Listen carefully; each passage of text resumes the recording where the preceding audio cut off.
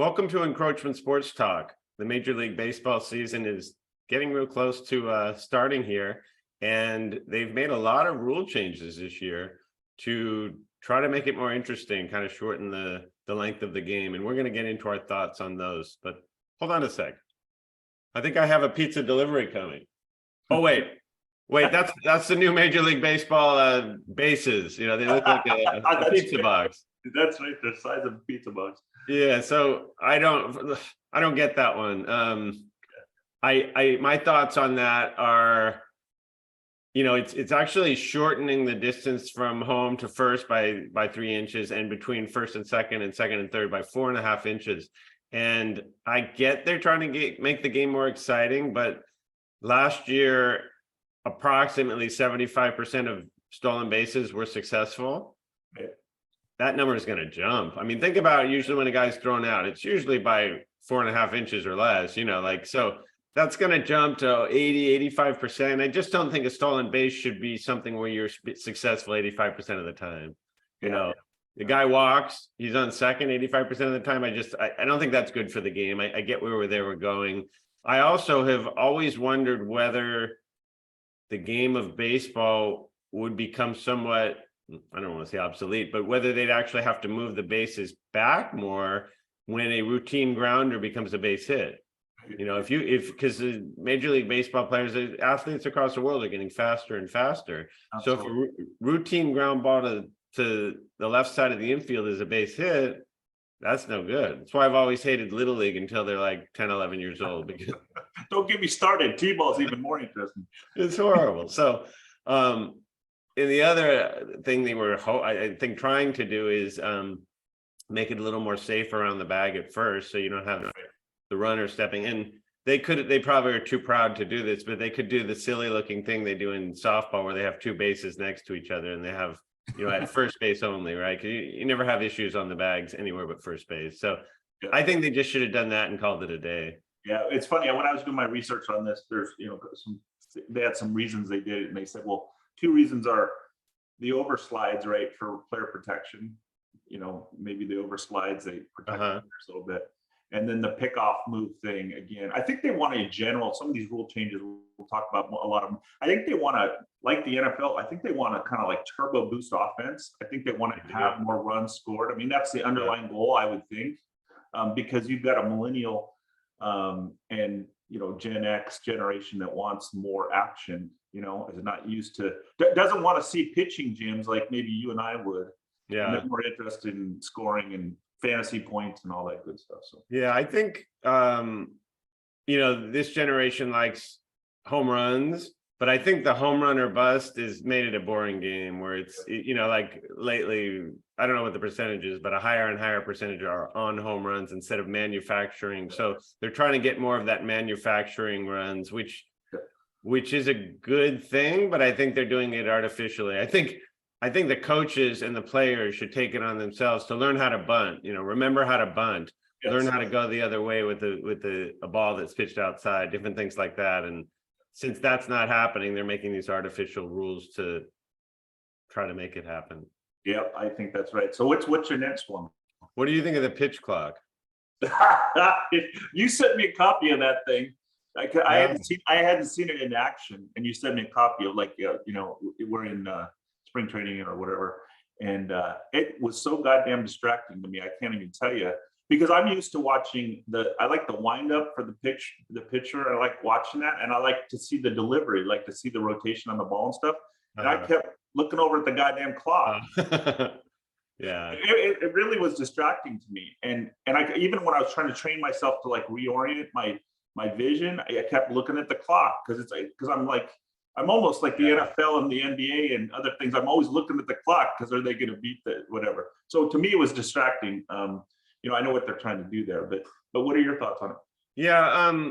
So Chris is referring to, for the audience, I sent Chris just a YouTube or a Instagram clip of you know, of a game where they're showing the clock, and that looked very distracting and nerve-wracking. But when I've watched preseason games, it's not bad at all. And I think as viewers, we will need to train ourselves. When you're watching an NBA game, you're not looking at the shot clock until you realize that the possession is going very deep into the shot clock. Then maybe you'll look at the shot clock. But so it's good. It'll speed up the game, and I think that's huge. And you know, the stats, like in the 60s, the average length of a game was like just over 2 hours, and now it's over 3 hours. So this has been shown to speed up games by like 23 minutes in the minors. So I think it'll be big, and I think we'll get used to it. And I think we as viewers need to get used to it. But the one thing I love about it, and you know, it's one of my pet peeves when it comes to football, is they call it exactly when it expires. Yes. They don't, it's not gray area. They don't get that go second, huh? I despise the gray area in football. And so I'd love to see that they're calling it immediately. Although there's one very silly aspect of it that I just don't get. The batter needs to be ready with 8 seconds to go on the clock. Right. He needs to be in the box and looking at the pitcher. I say, screw that. If he's not ready, the pitcher can throw it. Anytime within 8 seconds, you can throw it. And if the batter's not ready, then it's a ball or a strike, depending on I agree. Yeah, I saw that. And didn't somebody just got hammered for that? I think it was Correa or somebody. Anyway. So what that'll bring up something very interesting is strikeouts due to a pitch clock violation. Right. There will be strikeouts now due to a pitch clock. You know, I guess that'll be a KV, like strikeout violation. Like they have a case called strike. You don't get to get the K, you know, when they put them all together up in the stands. You're gonna have it like a little KV or what? I don't know. How do that? And will that count as a strikeout? Probably. Yeah. So strikeout. I mean, that's not going to happen a ton, but maybe the season. They're also limiting the number of times you can disengage from the rubber. You know, pickoff attempts. Right. I think that's a good one. You know, the crowd at any game always boos after they've thrown over a couple times. That doesn't tend to deter the guy, though. No, it doesn't.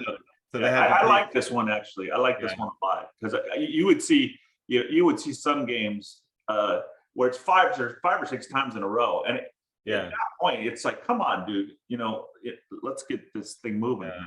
A couple interesting what's interesting is about all these rule changes is there will be, I think Scherzer was trying to do something yesterday with pushing the limits just to see how they enforce certain things. But with the pickoff moves, there's two things that jump out. One is that if the shot clock, if the pitch clock is running down, you can just step off the rubber, I think, or make a pickoff move. So when I think that only happens with the runner on base, but if you're about to violate, you just step off the rubber, right? And you get 2 disengagements per batter. So the other is after you've disengaged twice, you know, 2 pickoff attempts, you can do a third, but if you're unsuccessful, it'll be a balk.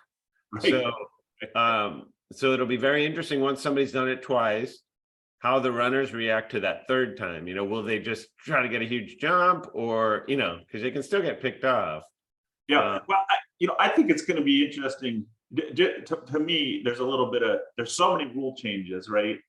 That I'm going to see some of these umps are going to be confused during a game. You know, and to me, that's going to be exciting because he's going to be like, was that the second disengagement or the third? And he gets a balk. You know, we're going to see a lot of that kind of go on, at least this first year. So to me, it'll make it a little more interesting. So I was watching, I'm trying to remember what it was, but I was watching a preseason game just the other day, spring training, and the umpire called a ball or something. He went up to when the catcher did something and they weren't sure what it was. They asked him during the end of the inning, in between innings, and they came back and said, yeah, the umpire admitted he made a mistake, he's still learning, you know. So. Right, exactly. I mean, because it's not just balls and strikes now. I mean, you got all these, you know, subsidiary rules. You almost have to be an attorney to go through some of these rules. So I know.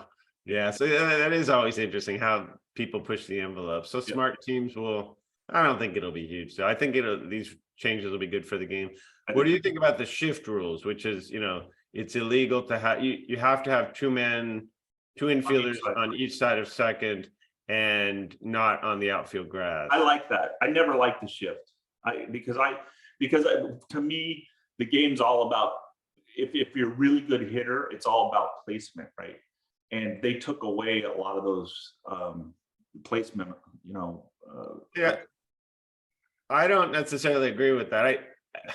It's another one of those things that it's necessary because players don't have the discipline and skill to do what's necessary. Let's give an analogy. What if you have a quarterback who is not strong throwing against his body? Right. So why don't you put, like, 9 of your defenders on his strong side and only 2 on the other side? And if that were to happen, that quarterback better damn well throw back across his body for the easy score. But in baseball, they don't do it. They continue to hit into the ship. I mean, go the other way. Yeah. It should be self-policing, right? Well, I agree with you. Lay down a bunt.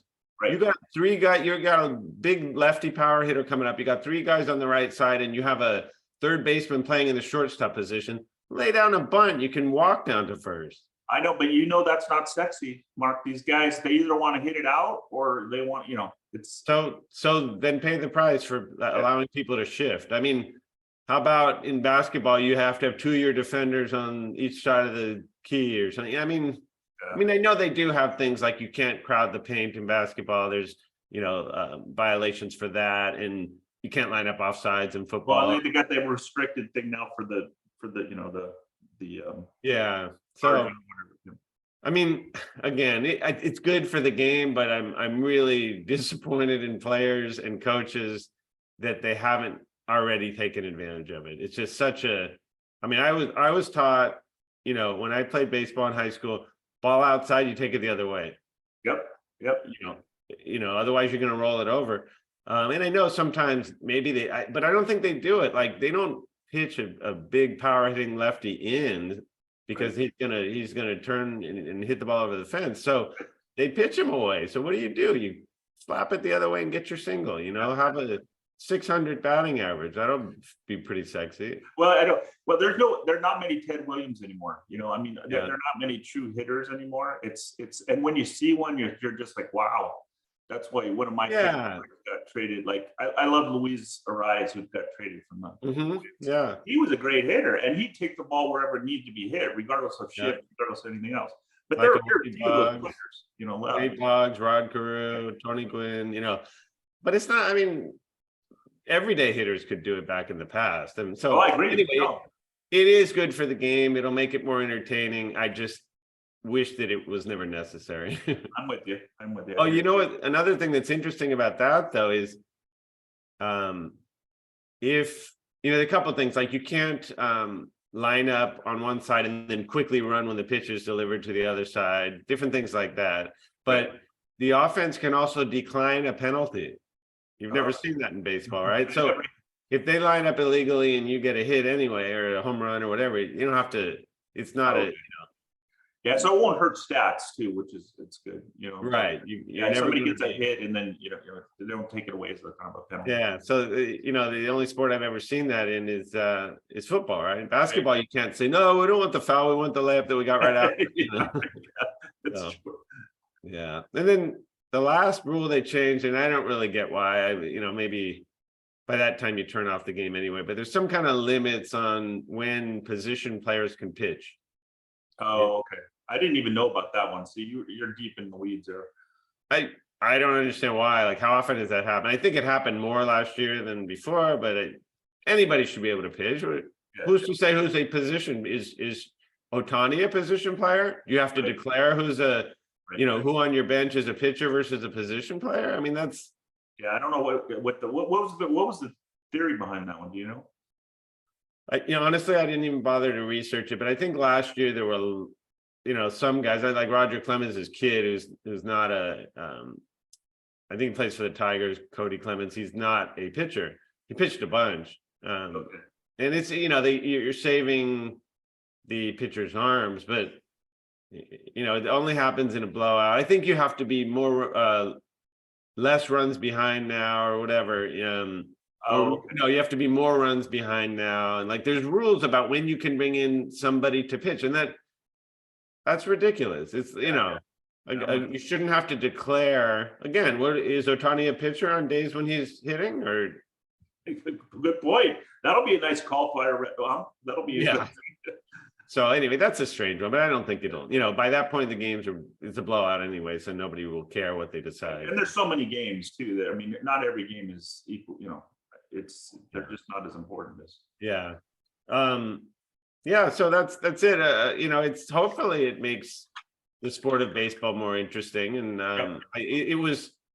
it's long overdue. You know, some rules changes should just kind of inject some life into the sport. You know, because home runs are great, but I think they realize that they need more manufacturing. You know, more Minnesota Twins type baseball. Yeah, you had to bring it up, didn't you?